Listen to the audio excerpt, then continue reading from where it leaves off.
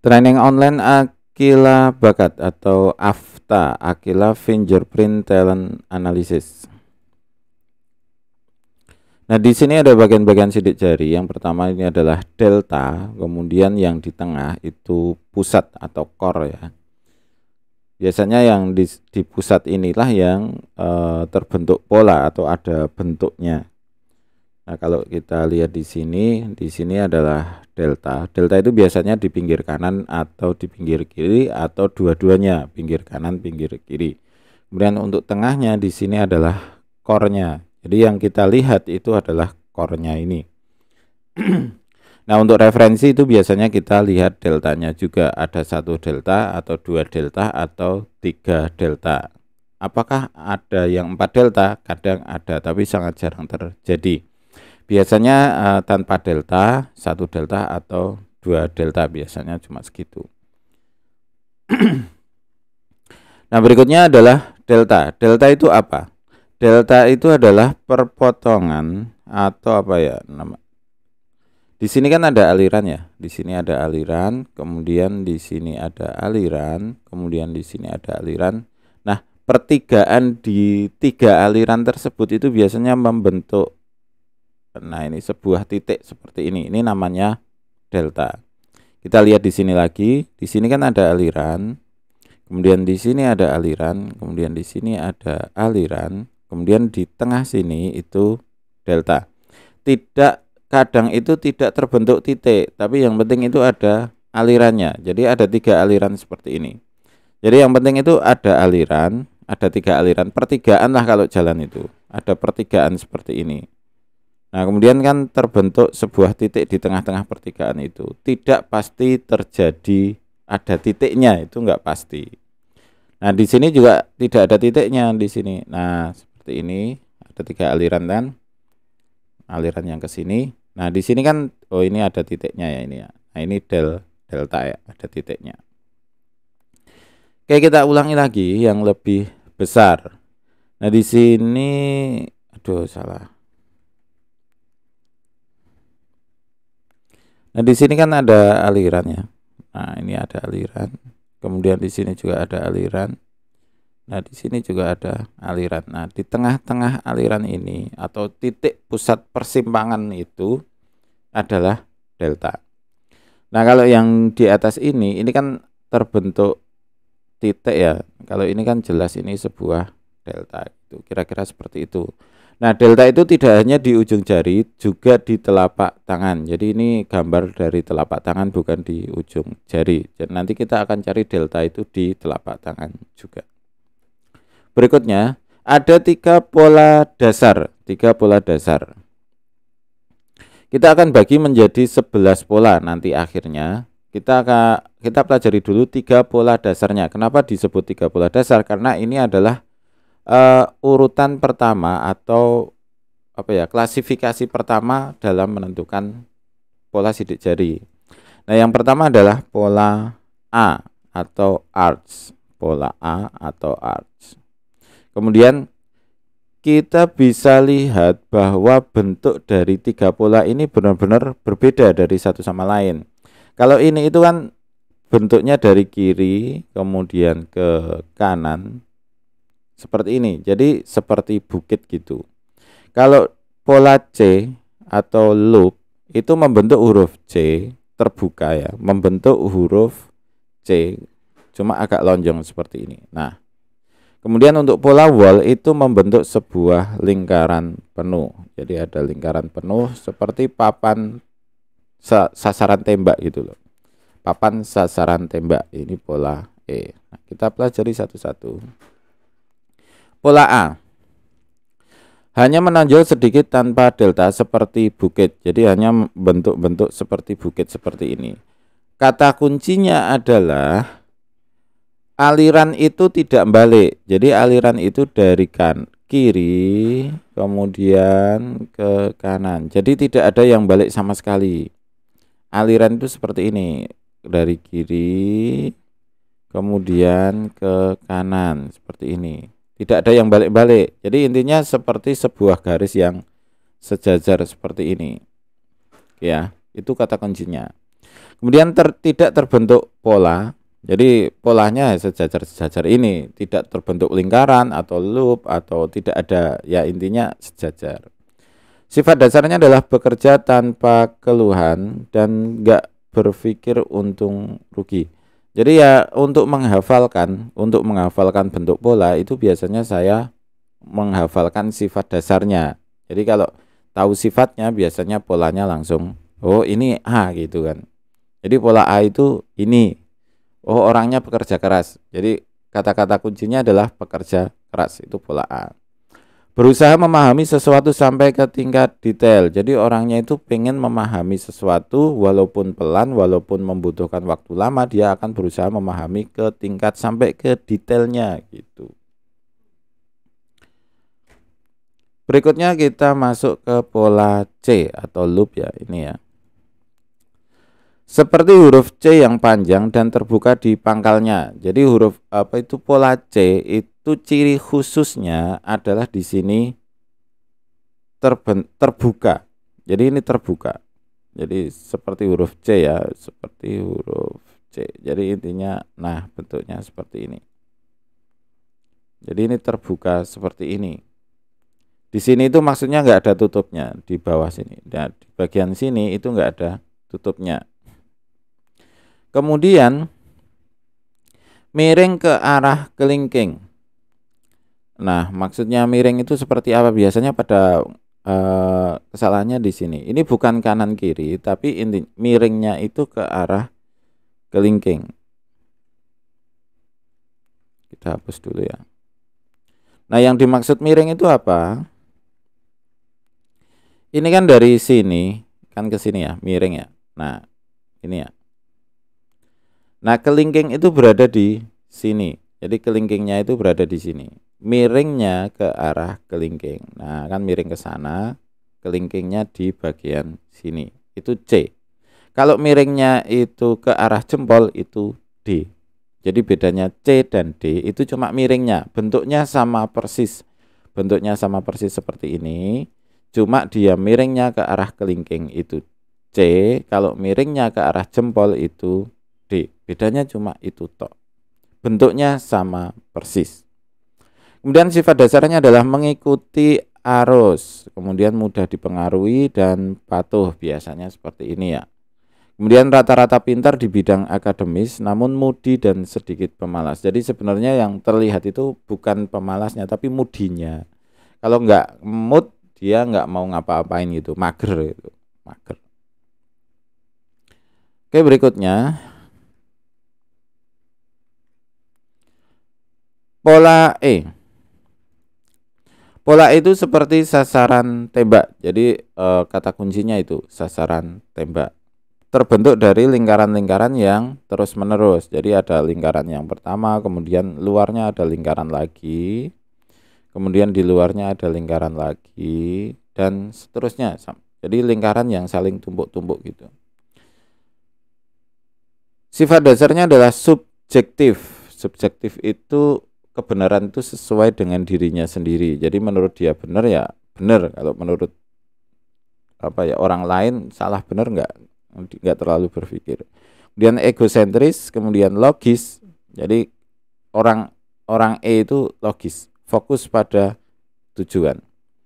Karena mudah paham kadang meremehkan. Jadi orang E itu cenderung lebih karena dia fokus, kemudian karena logis, dia itu belajar lebih cepat daripada yang lain. Jadi orang E atau orang Wall itu belajarnya lebih cepat dari orang lain. Namun karena dia itu cepat paham, jadi belum sampai ke tingkat detail dia sudah berhenti untuk belajarnya. Belum sampai ke tingkat detail dia berhenti belajarnya. Nah, kenapa di sini saya tuliskan meremehkan? Karena itu. Jadi karena dia mudah paham, maka sering meremehkan. Gampang itu. Kira-kira seperti itu. Kemudian kita masuk ke pola turunan. Pola turunan itu turunan dari, jadi kan ada 3 pola besar ya tadi ya. 3 pola utama, arch, loop, dan wall atau A, C, dan E. Nah, A itu diturunkan ke ini. Jadi bentuknya itu hampir sama. Jadi bentuknya hampir sama dengan A, cuma di sini ada naiknya dikit gini. Kita cek di sini ya.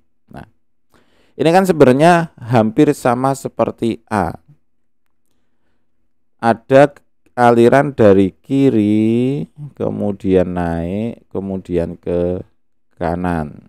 Jadi intinya kalau A itu bukit, kalau B itu gunung. Kata kuncinya kalau A bukit, B gunung. Jadi seperti gunung dari kiri kemudian naik, kemudian ke kanan. Tidak ada yang balik. Jadi dari kiri ke kanan. Ciri yang kedua, di sini terbentuk tongkat. Jadi seperti ada tongkat penyangga seperti ini. Ini yang harus ada. Jadi ada dua ciri yang harus masuk ke pola B. Satu, aliran itu dari kiri ke kanan tanpa putus. Kemudian ada tongkat yang benar-benar terlihat seperti ini. Ada tongkatnya. Kalau orang luar itu namanya tent arch atau arch tenda. Ya seperti tenda gitu kan. Ini seperti tenda. Nah kan seperti tenda gitu. Ada tenda, kemudian ada tongkatnya kan di sini. Kemudian garis dari kiri ke kanan tidak balik. Ini ada dua kriteria yang tidak boleh yang harus ada kalau mau masuk ke B. Kemudian sifat dasarnya ide-idenya tidak masuk akal, kemudian terkesan freak atau aneh. Jadi ide-idenya itu benar-benar di luar akal. Benar-benar di luar akal orang pada umumnya. Kemudian mudah kalap, kemudian cenderung tidak logis. Kalau orang Jadi ciri-ciri yang sangat menonjol dari orang B itu idenya itu benar-benar seperti nggak mungkin dilakukan gitu. Idenya itu seperti hal yang nggak mungkin dilakukan. Tapi orang B itu kadang bisa melakukannya. Orang beneran ini kemampuan orang B yang sangat fantastis, sangat. Intinya setiap pola itu punya kelebihan dan punya kelemahan masing-masing. Kemudian di sini adalah pola C, diturunkan menjadi pola D.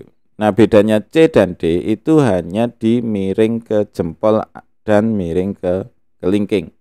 Untuk pola D itu miringnya ini arahnya ke jempol. Bedanya cuma itu tok. Bentuknya sama persis seperti C. Kemudian sifat dasarnya adalah melawan arus dan idenya tidak umum. Jadi bedanya dengan B yang tadi, kalau B itu idenya tidak masuk akal, kalau D itu idenya unik, melawan arus. Jadi kalau orang ke barat, dia ke timur sendiri. Kalau orang pada umumnya orang-orang pada umumnya itu ke selatan, dia ke utara sendiri. Itu beda ya, uniknya. Uniknya B itu dia tidak logis, kalau uniknya D itu melawan arus. Objektif, jadi dia berpikirnya dia bisa membuat sebuah kebenaran dan kesalahan secara lebih real gitu, lebih bagus. Kemudian kadang suka melawan karena sifat dasarnya melawan arusnya itu jadi terlihat seperti suka melawan. Tapi sebenarnya iya, sebenarnya iya. Tapi intinya gini ya, dia itu nggak merasa bahwa dia itu unik yang saya temukan sampai saat ini ya sampel-sampelnya. Jadi dia nggak merasa dia itu unik, kemudian dia itu nggak merasa bahwa dia itu melawan arus, nggak ada perasaan seperti itu sama sekali. Berikutnya adalah turunan dari E, wall, itu ada dua, F dan G. Turunan dari E itu ada dua, F dan G. Yang pertama hampir seperti kalau tadi pola E itu kan lingkaran gitu. Nah, kalau pola F itu bisa spiral, bisa pusaran. Jadi ini seperti obat nyamuk gitu ya. Ini kan obat nyamuk, nah seperti ini. Nah, jadi bentuknya, nah intinya seperti ini. Bukan lingkaran yang ditumpuk-tumpuk, tapi spiral namanya kan wall spiral. Bentuknya hampir sama dengan E, namun berbentuk spiral bedanya, atau pusaran. Kadang ada yang pusaran itu maksudnya gimana? Ini ada satu gini, kemudian ada dua core lagi. Nah seperti ini. Kadang ada yang tiga aliran, jadi satu. Bagus banget itu bentuknya. Sifat dasarnya hampir sama dengan E, subjektif, kemudian egosentris. Nah, yang bedanya di sini agak ketat. Jadi ketat, ya ketat. Ketat. Ketat itu apa ya? Dia mengikuti aturan atau menegakkan aturan. Itu ketat. Kemudian hal yang unik adalah pioner. Pioner itu apa ya? Dia itu diikuti teman-temannya terus gitu. Apapun yang dia lakukan itu dia diikuti. Apapun yang dia lakukan dia diikuti. Jadi seperti ya, pioner ya namanya ya. Saya nggak tahu istilahnya apa, saya udah cari di Google gitu ya. Orang yang selalu diikuti apapun yang dia perbuat gitu. Intinya itu pioner yang saya dapatkan paling dekat itu. Pioner. Kemudian berikutnya turunan dari E itu G. Nah, G itu hampir sama seperti E yang tadi. Kalau E itu kan lingkaran yang ditumpuk-tumpuk. Kalau G itu bukan lingkaran tapi lonjong. Lonjong yang ditumpuk-tumpuk. Lonjong yang ditumpuk-tumpuk. Jadi seperti lingkaran tapi lonjong. Nah, seperti ini. Seperti lingkaran tapi lonjong tapi ditumpuk-tumpuk. Nah, hampir sama. Ciri khusus yang harus ada di G itu seperti punya garis tengah seperti ini. Jadi sampai terbentuk seperti garis. Ini ciri khusus G yang harus ada. Yang penting yang bisa terlihat adalah sangat lonjong dan memiliki garis tengah di pola. Jadi ada dua ciri yang harus ada. Yang pertama adalah sangat lonjong, yang kedua adalah seperti punya garis tengah. Walaupun garis tengahnya itu enggak terlihat jelas, tapi seperti punya garis. Intinya itu harus ada di pola G. Agar apa? Agar sifat dasarnya itu masuk dan hasil analisanya jadi benar. Sifat dasarnya hampir sama seperti wall yang lainnya, itu subjektif, egosentris. Nah, yang beda di sini, ini sangat ketat, sangat kaku, intinya sangat kaku. Ini orangnya kaku. Nah, di balik kekakuannya, orang G itu punya apa? Kedetilan yang sangat tinggi. Dia sangat detail banget. Kemudian sangat perfeksionis. Perfeksionis aja udah nggak pakai sangat ya, perfeksionis aja, bukan sangat perfeksionis. Kalau sangat perfeksionis itu yo leng bayangke kaya ngopo ya. Perfeksionis. Ya perfeksionis aja udah pusing kok itu. Jadi ya intinya orang G itu ketika ada kertas yang agak lecek sedikit di pinggir gitu aja dia udah OCDC ya, hampir sama OCDC, hampir sama seperti itu, tapi kalau ini nggak separah itu. Jadi ini masih bisa apa ya, bisa berpikir pada umumnya. Ini bukan sindrom, tapi hanya ini ke arahnya ke sana. Jadi bukan sangat perfeksionis tapi perfeksionis saja dan detail, intinya itu. Di beberapa kasus yang saya temukan ya memang seperti itu. Nah, karena sangat detail, dia itu kalau mengerjakan sesuatu memang jadi sangat bagus. Biasanya nilainya 10, 9, 10, 10 seperti itu. Jadi karena detailnya itu, karena sangat detail maka dia bisa mengerjakan. Kalau mengerjakan soal itu memang pinter, kelihatan lebih pinter. Kemudian setelah pola turunan kita masuk ke pola gabungan. Jadi intinya digabung gitu ya. Dari C ditambah C gitu. Ada C dan C digabungkan. Maka keluar I. Ada dua di sini. I dan H. Nah, ini pola I ya. Pola I itu ada 2C di dalam C. Jadi ada 3C ini sebenarnya. C-nya itu ada 3, tapi kan karena yang kelihatan cuma 2. Jadi ini kan ini ya, kita urutkan aja ya dari sini. Kita dari sini ya. Dari sini kita urutkan. Oke. Gini ya. Kemudian di sini kita urutkan ke sana. Nah, ini kan udah C ya. Aduh. Enggak bisa di itu ya.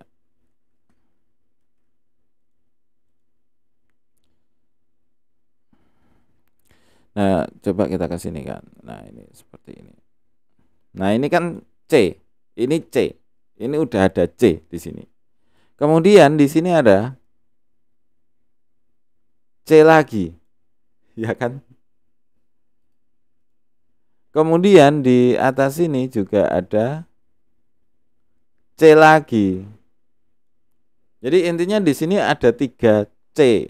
Jadi pola I itu C di dalam 2C di dalam C. Ini pola yang unik. Jadi seunik itukah cara berpikirnya? Memang cara berpikirnya jadi lebih unik daripada yang lain karena di sini bisa dilihat ada 3C ya, dalam satu jari. Kalau orang yang lain itu C itu kan butuh 3 jari. Nah, di sini ada 3C dalam satu jari. Otomatis ya ada 3C, ada 3C. Jadi kemampuan dari 3C itu bisa digabung dalam satu jari. Nah, ini mulai pola gabungan itu adalah pola-pola yang mulai sangat unik. Jadi kalau punya satu pola gabungan saja itu sudah bagus banget. Karena ini pola supernya gitu, pola supernya. High levelnya itu di sini. High levelnya pola itu di pola gabungan ini karena udah tergabung. Sifat dasarnya adalah bisa beradaptasi dengan mudah. Jadi karena dia itu punya 3C, adaptasinya itu dia bisa memikirkan perasaan orang lain dengan banyak cepat gitu loh. Jadi perasaan ya apa ya, multitasking untuk perasaannya, multitasking untuk perasaannya. Perasaannya multitasking. Kemudian keputusan berdasarkan lingkungan. Jadi dia bisa melihat lingkungannya. Jadi dia itu bisa memikirkan si Kak itu kira-kira nanti setuju atau enggak, kira-kira dia setuju atau enggak, kira-kira dia setuju atau enggak gitu. Jadi dia lebih pintar dalam mengambil keputusan yang berdasarkan ya lingkungan sosial, maksudnya lingkungan sosial bukan lingkungan abiotik ya. Kemudian yang jelas terlihat itu di karismatik. Jadi kalau ngomong itu, kalau ketemu orang ini ya cirinya ya, dia itu kalau ngomong kita itu nggak pengen nyanggah gitu loh, itu kok diem gitu. Maksudnya males. Males dan ada sedikit takut untuk menyanggah ya. Jadi males apa ya, males untuk adu pendapat intinya itu. Jadi ketika dia ngomong kita itu udah males pengen adu pendapat, itu udah enggak lah, mending cari aman gitu. Modelnya gitu. Nah ini orangnya karismatik dengan komunikasi yang sangat baik. Jadi memang cara berkomunikasinya juga memang sangat bagus. Nah ini pola I. Ini high level yang pertama. Jadi pola high levelnya itu high end-nya pola. Berikutnya adalah pola H. Ini juga high level. Ada 2C yang saling mengikat. Jadi C-nya itu ada 2. C-nya itu ada 2. Tapi di sini C itu bisa saling mengikat atau saling melingkar seperti ular gitu. Jadi di sini kan ada C ya. Kemudian di sini juga ada C. Di sini ada C lagi. Nah, gitu kan. Nah, ada 2 C yang saling seperti tai chi. Kalau tai chi kan ditambahkan lingkaran-lingkaran gini ya. Sifat dasarnya adalah ramah dan suka bercanda. Jadi orangnya sangat ramah karena memang dia punya C2 C otomatis ramah. Kemudian suka bercanda. Jadi tapi kadang bercandanya kelewatan. Tapi ramah. Kemudian sadar diri, multitasking. Jadi hal yang spesial di sini adalah multitasking. Bisa berpikir 2 hal sekaligus, bisa mengerjakan sesuatu 2 hal sekaligus. Contohnya yang paling mudah gini, kan kalau kita nyopir gitu, nyopir atau kita pakai motor, itu bisa mengendalikan motor dengan baik. Namun otaknya itu bisa berpikir hal yang sangat real. Jadi bisa memikirkan tentang hal lain sambil motoran gitu. Wah, kayak gitu hampir semua orang bisa. Enggak, tapi levelnya beda. Benar-benar levelnya beda. Kemudian yang dimaksud multitasking itu biasanya punya usaha yang berbeda-beda dan bisa memiliki 2 usaha atau 3 sekaligus. Jadi usahanya bisa banyak. Jadi bisa ke sana ke sini, bisa memikirkan pas di sini, bisa memikirkan yang ke sana, yang di sana bisa secara bersamaan. Jadi bukan ya pas di sini memikirkan yang di sana, tapi di sini ketinggal, itu enggak. Jadi benar-benar bisa melakukan dua hal sekaligus gitu. Berpikirnya ya. Ini menurut psikologi itu katanya enggak mungkin gitu. Menurut psikologi. Memang katanya kalau orang manusia itu tidak bisa multitasking. Tapi pada kenyataannya iya. Kenyataannya ada yang bisa seperti itu. Kenyataannya ada yang bisa seperti itu. Mungkin di rata-rata itu memang enggak, tapi untuk khusus orang yang punya pola H ini memang bisa melakukan itu. Iya, jadi ya seperti itu. Ini high level yang kedua, pola high levelnya. Pola high level. Kemudian ada lagi, ini kan C ditambah C. Kemudian ada lagi apa? C ditambah E. Oh, mantap toh. C ditambah E. Jadi ada C dan E jadi satu. Bayangkan. Bayangkan. Ada dua hasil yang bisa kita temukan di sini, yaitu pola J dan pola K. Nah, pola J itu seperti apa? Pola J itu di dalam itu ada E atau F. Jadi di sini bisa lingkaran atau spiral.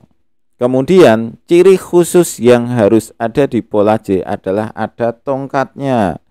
Seperti lollipop. Jadi ini pola J itu ya lollipop ya. Jadi lollipop itu permen itu loh, permen. Kemudian di sini ada lingkaran seperti ini. Jadi seperti lollipop.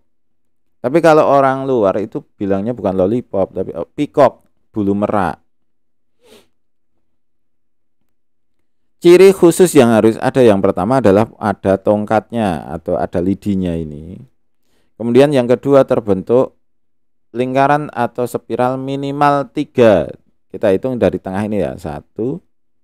Ini ada titiknya tengah itu. 2, 3. Minimal ada 3 lingkaran yang harus ada minimal di dalam ininya, di dalam di dalam core-nya itu. Oke ya, kira-kira itu. Sifat dasarnya adalah menyenangkan dan ekspresif. Ini high level ketiganya. Dia sangat menyenangkan, benar-benar. Jadi karena apa dia bisa menyenangkan? Karena dia bisa mengendalikan dirinya.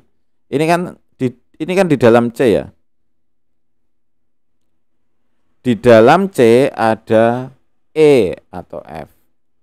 Di dalam C ada E atau F. Ini kan C ini. Nah, dia bisa mengendalikan dirinya dan lingkungannya. Mantap ini.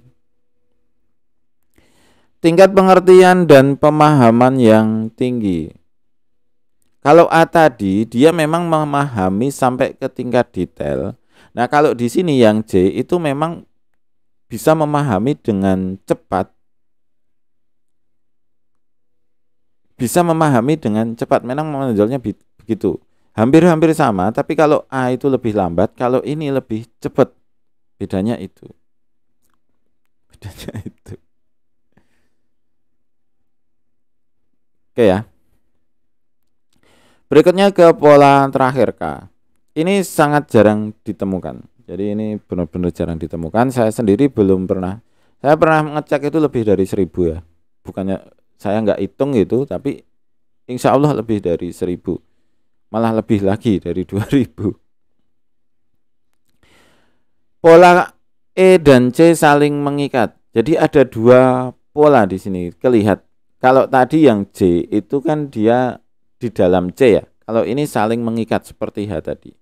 Jadi di sini ada C. Di sini ada C, kemudian di sini ada E. Kalau ini bukan E ya, F ya. Ada pola E atau F dan C yang saling mengikat. Ini sangat jarang ditemukan. Jadi ya jarang-jarang banget ada itu. Masih aman itu. Ini namanya pola varian, pola unik, paling unik, seunik-uniknya pola itu ini. Sifat dasarnya ekspresif yang unik yang menimbulkan kesalahpahaman. Ini saya terus terang aja belum punya sampel, jadi nggak bisa menerangkan lebih banyak. Oh, orangnya seperti ini gitu. Belum pernah punya sampel yang pola K. Jadi ini tidak ada referensi sebenarnya, nggak ada referensi yang real gitu, nggak ada referensi yang real. Jadi ini saya dapat ini dari baca-baca gitu, dari referensi buku, referensi yang lain lah. Intinya bukan dari pengamatan, intinya bukan dari pengamatan. Kemudian sanggup mengendalikan diri dan lingkungan secara bersamaan. Ini juga dari referensi, bukan dari pengamatan. Intinya bukan dari pengamatan. Kira-kira seperti itu. Untuk pola K ini memang sangat jarang ditemukan. Terus terang saya sendiri belum pernah ketemu dengan orang K gitu. Jadi saya sendiri nggak bisa membuat pengamatan sama sekali. Nggak bisa membuat pengamatan. Oke, berikutnya di sini ada 11 pola. Nah, kok ada 10? Karena di sini C dan D itu bentuknya sama, cuma beda miringnya ya. Kalau C itu miring ke kelingking, kalau D itu miring ke jempol. Kenapa saya ulang-ulangi? Karena biasanya kesalahan di sini. Di sini adalah pola A, pola B, pola C dan D, C atau E ya, C atau D, pola E, pola F spiral, pola G lonjong, pola H double loop, pola I komposit, pola J peacock, pola K varian, arch, tenten arch. Oke ya, kira-kira seperti itu. Kemudian kita akan lanjutkan ke tanya jawab. Jadi ini masuk apa? Ini masuk apa? Oh ya, silahkan install aplikasi ke Play Store ya. Untuk mudah memahami ya, untuk mudah memahaminya itu silahkan install aplikasi. Namanya Sidik Jari Bakat Online. Itu bisa di HP ya, bisa di HP aja. Yang mana ini? Ini, yang ini. Analisa sidik jari bakat FTA ya. Yang ini yang logonya yang ini hampir sama dengan logo yang di PowerPoint-nya. Seperti ini. Oke. Silakan install, kemudian nanti di dalamnya Anda bisa mempelajari pola, ada tes agen, kemudian ada apa ya? Mencoba, oh ini A atau B gitu. Jadi pola A, oh benar apa salah, pola C benar apa salah, seperti itu. Kira-kira seperti itu. Terima kasih, selamat mencoba dan semoga sukses selalu.